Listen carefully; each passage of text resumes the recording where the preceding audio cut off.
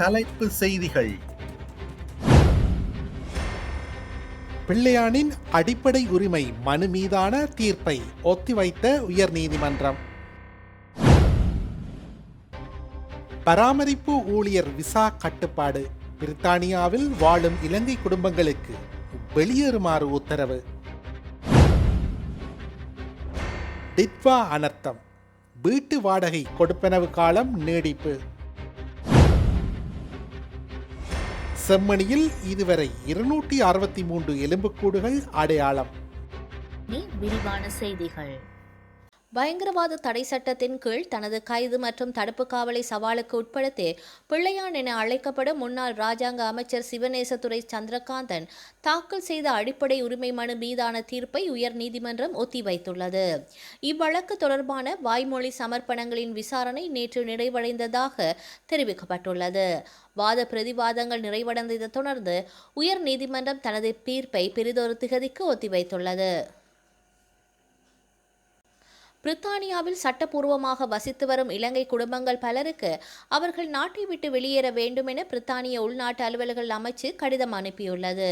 அங்குள்ள பராமரிப்பு ஊழியர்களின் குடும்ப விசாக்கள் மீதான அரசாங்கத்தின் கடும் கட்டுப்பாடுகளினாலேயே இந்த நிலை ஏற்பட்டுள்ளது. பிரித்தானியாவின் த கார்டியன் பத்திரிகையின் அறிக்கையின்படி கடந்த சில வாரங்களில் மாத்திரம் 5 வயதுடைய சிறுவர்கள் உட்பட குறைந்தது 5 பிள்ளைகள் மற்றும் ஒரு கர்ப்பிணி பெண்ணுக்கு இவ்வாறு நாட்டை விட்டு வெளியேறுவதற்கான அறிவித்தல் விடுக்கப்பட்டது.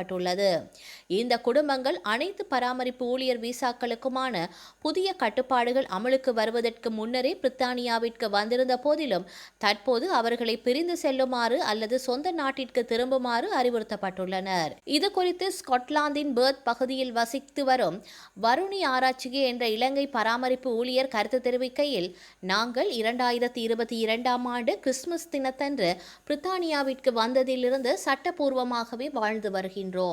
எனது விசா 2031ஆம் ஆண்டு வரை நீடிக்கப்பட்டுள்ளது. ஆனால் என்னை சார்ந்து வாழும் எனது கணவர் மற்றும் குழந்தைகளை நாட்டை விட்டு வெளியேறுமாறு கூறியுள்ளனர். எனது 8 மற்றும் 5 வயதுடைய பிள்ளைகள் இங்குள்ள பாடசாலையில் சிறப்பாக கல்வி கற்று வருகின்றனர் என தனது கவலையை வெளியிட்டுள்ளார். இதேபோல் 2022ஆம் ஆண்டு அக்டோபரில் வருகை தந்த மற்றொரு இலங்கை ஊழியரான ரசிக சமரசிங்க தெரிவிக்கையில், நாங்கள் இந்த நாட்டில் அனைத்தையும் சட்டப்பூர்வமாகவே செய்துள்ளோம். ஒவ்வொரு வரியையும் சரியாக செலுத்தியுள்ளோம். நாங்கள் காலாவதியான விசாவுடன் தங்கியிருப்பவர்கள் அல்ல. எனது பிள்ளைகளின் சிறந்த எதிர்காலத்தையே நான் விரும்புகின்றேன். எனது குடும்பம் இல்லாமல் என்னால் எதையும் செய்ய முடியாது என தெரிவித்துள்ளார். கடந்த 2023ஆம் ஆண்டளவில் 1 லட்சம் பராமரிப்பு ஊழியர்களுடன் அவர்களின் குடும்ப உறுப்பினர்கள் 1,20,000 பேர் வரை பிரித்தானியாவில் இணைந்துள்ளதாக அரசாங்கம் மதிப்பிட்டுள்ளது. இதனைத் தொடர்ந்து இந்த விசா கட்டுப்பாட்டுகள் கொண்டு வரப்பட்டன. அதற்கமைய பராமரிப்பு ஊழியர்கள் தங்களை சார்ந்திருப்பவர்களை நாட்டுக்கு அழைத்து வருவது தடை செய்யப்பட்டதுடன் வெளிநாட்டு ஆட்சேர்ப்புகளும் முழுமையாக நிறுத்தப்பட்டன. குடும்ப உறுப்பினர்களுக்கான விசாக்கள் மறுக்கப்படும் சம்பவங்கள் தற்போது கணிசமாக அதிகரித்துள்ளதாக சட்டத்தரணிகள் சுட்டிக்காட்டியுள்ளனர். மேலும் அங்கு நிரந்தர குடியுரிமை பெறுவதற்கான தகுதி காலத்தை 5 ஆண்டுகளிலிருந்து 15 ஆண்டுகளாக உயர்த்தினால் பெருமளவில் புலம்பெயர் தொழிலாளர்கள் நாட்டை விட்டு வெளியேறக்கூடும் எனவும், இதனால் பிரித்தானியாவின் பராமரிப்பு துறை கடுமையான நெருக்கடியை சந்திக்கும் என்றும் எச்சரிக்கப்பட்டுள்ளது. எவ்வாறாயினும் இந்த விசா கொள்கையை நியாயப்படுத்தியுள்ள பிரித்தானிய உள்நாட்டு அலுவல்கள் அமைச்சின் ஊடக பேச்சாளர், பிரித்தானியாவின் குடியேறுவது என்பது ஒரு சலுகையே தவிர அது உரிமை அல்ல என்றும், நாட்டின் விதிகளுக்கு கட்டுப்பட்டு நடப்பவர்களுக்கே அது வழங்கப்படும் என்றும் தெரிவித்துள்ளார். நாட்டில் டிட்வா அனர்த்தம் காரணமாக வீடுகளை இழந்து குடியிருப்பதற்கு வீடற்ற நிலையில் உள்ள வீட்டு உரிமையாளர்கள் தங்களது வீடுகளை நிர்மாணிக்கும் வரை தற்காலிக வேறு இடத்தில் தங்கியிருப்பதற்காக வழங்கப்பட்ட வீட்டு வாடகை கொடுப்பனவு காலம் நீடிக்கப்பட்டுள்ளது. இதன்படி குறித்த கொடுப்பனவை 6 மாதங்களிலிருந்து 9 மாதங்கள் வரை மேலும் 3 மாதங்களுக்கு நீடிப்பதற்கு அமைச்சரவை அங்கீகாரம் வழங்கியுள்ளதாக தெரிவிக்கப்படுகின்றது. யாழ்ப்பாணம் செம்மணி மனித புதைக்குழியிலிருந்து அடையாளம் காணப்பட்ட எண்பது தொகுதியின் கழுத்து பகுதியிலிருந்து நாணயக்குற்றி வடிவிலான பொருள் ஒன்று கண்டறியப்பட்டு அகழ்ந்தெடுக்கப்பட்டுள்ளது. இதனுடன் செம்மணி மனித புதைக்குழியில் இதுவரை அடையாளம் காணப்பட்ட மனித எண்பது தொகுதிகளின் மொத்த எண்ணிக்கை 263 அதிகரித்துள்ளது. செம்மணி மனித புதைக்குழி தொடர்பான 3ஆம் கட்ட அகழ்வு பணிகளின் 13ஆம் நாள் அகழ்வு பணிகள் திங்கட்கிழமை இடம்பெற்றன.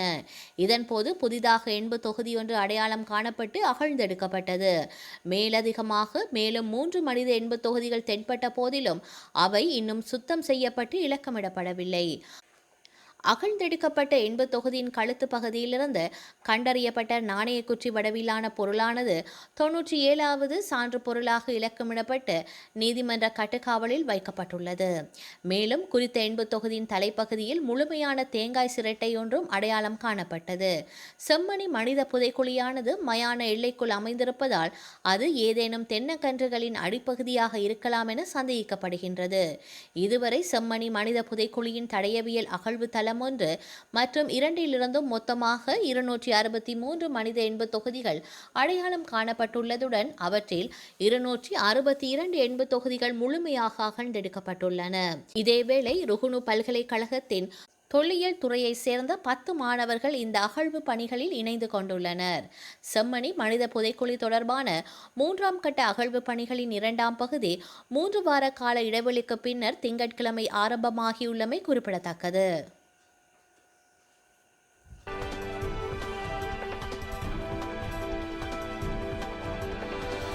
ரஷ்ய சுத்திகரிப்பு நிலையங்கள், கிடங்குகள் மற்றும் குழாய் வழிகள் மீதான தனது தாக்குதல்களை உக்ரைன் தீவிரப்படுத்தியுள்ள நிலையில் ரஷ்யா திங்களன்று விமான எரிபொருள் ஏற்றுமதிக்கு நவம்பர் மாத இறுதி வரை தடை விதித்துள்ளது. சமீபத்திய வாரங்களில் கிவ் ரஷ்ய எரிசக்தி நிலையங்கள் மீதான தாக்குதல்களை அதிகரித்துள்ளதுடன் யூரல் மலைத்தொடர் வரையிலான இலக்குகளையும் தாக்கியுள்ளது. இந்த தாக்குதல்கள் பெரும்பாலும் பெரும் தீ விபத்துக்களை ஏற்படுத்துகின்றன, ஆனால் அவற்றின் தாக்கத்தை மதிப்பிடுவது கடினமாக உள்ளது. இத்துறையில் நிலவும் பதற்றத்தின் அறிகுறியாக ரஷ்ய அரசாங்கம் ரஷ்யாவிலிருந்து ஜெட் எரிபொருள் ஏற்றுமதிக்கு தற்காலிக தடை விதிப்பதாக அறிவித்துள்ளது.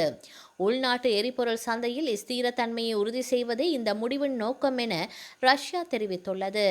அரசுகளுக்கு இடையேயான ஒப்பந்தங்களின் கீழ் செய்யப்படும் சரக்கு விநியோகங்களுக்கு இந்த தடை பொருந்தாது என்று ரஷ்யா தெளிவுபடுத்தியது. உலகின் எண்ணெய் மற்றும் எரிவாயு ஜாம்பவான்களில் ஒன்றான ரஷ்யா உக்ரைன் போரின் போது சந்தையில் அழுத்தங்கள் அதிகரித்து வருவதால் கார் எரிபொருள் ஏற்றுமதிக்கு ஏற்கனவே கட்டுப்பாட்டுகளை விதித்திருந்தது. தினசரி ரஷ்ய ஏவுகணைகள் மற்றும் ஆளில்லா விமான தாக்குதல்களை எதிர்கொண்டு வரும் உக்ரைன் சமீப வாரங்களில் ரஷ்யாவின் எரிபொருள் உட்கட்டமைப்பு மீதான தனது தாக்குதலை தீவிரப்படுத்தியுள்ளது. இந்தியா தனது போர் விமானங்களின் இருப்பில் கடுமையான பற்றாக்குறையை எதிர்கொண்டுள்ளதாக தகவல்கள் வெளியாகியுள்ளன. இந்த பற்றாக்குறையை சமாளிக்க அதிநவீன வசதிகளுடன் மேம்படுத்தப்பட்ட 4.5 தலைமுறை ரஃபேல் போர் விமானங்களை இடையில் இணைத்து வருகின்றது. இந்திய கடற்படை மற்றும் விமானப்படை ஏற்கனவே 62 ரஃபேல் விமானங்களை வாங்க ஒப்பந்தம் செய்துள்ள நிலையில் மேலும் 114 ரஃபேல் விமானங்கள் வாங்க ஒப்பந்தம் கையெழுத்தாகியுள்ளது. இதன் மூலம் 200க்கும் மேற்பட்ட ரஃபேல் விமானங்களை இந்தியா பெறக்கூடும். சுமார் ரூபாய் 3.25 லட்சம் கோடி மதிப்பிலான ஒப்பந்தத்தின் கீழ் பிரான்சிடமிருந்து 114 ரஃபேல் போர் விமானங்களை வாங்கும் செயல்முறையை இந்தியா ஆரம்பித்துள்ளது. பாதுகாப்பு செயலாளராக ராகேஷ் குமார் சிங் கடந்த 2024ஆம் ஆண்டு பதவியேற்ற உடனேயே இந்திய விமானப்படையின் திறனை மேம்படுத்துவதற்காக பாதுகாப்பு அமைச்சகம் ஒரு ஆய்வை மேற்கொண்டது.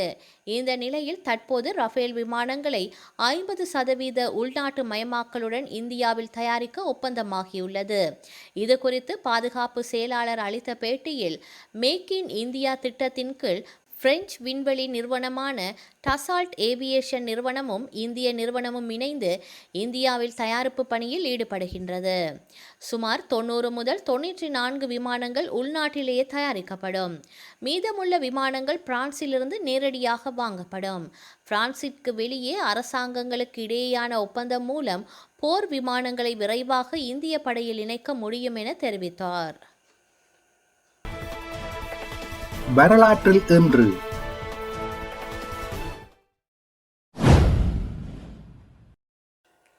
2007 விசாரணைக்காக கைது செய்யப்பட்ட இலங்கை செஞ்சிலுவைச் சங்கத்தின் மட்டக்களப்பு மாவட்டத்தைச் சேர்ந்த 2 தமிழ் பணியாளர்கள் கொழும்பில் சுட்டுக் கொல்லப்பட்டனர்.